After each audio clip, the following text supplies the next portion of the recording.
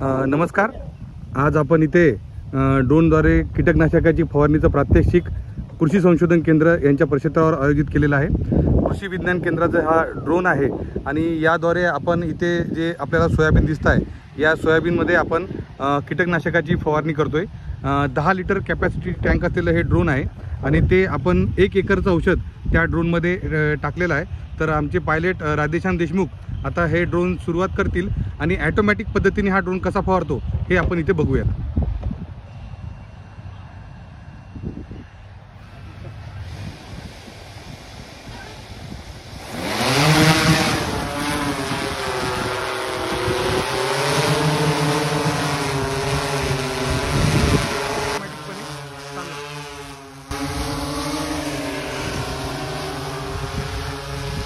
तो आपल्या जागेवरून त्यांनी आता पोझिशन घेतली आणि फवारणी इथे चालू केली आहे.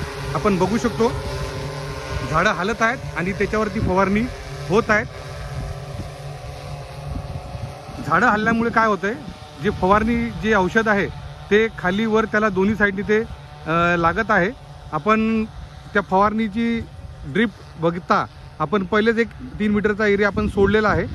आता तो ॲटोमॅटिक चाललेला आहे आणि थोड्याच वेळात तो फवारणी इथली आटून परत येईल. आता तो 3 मीटरची गॅप सोडून परत येतोय.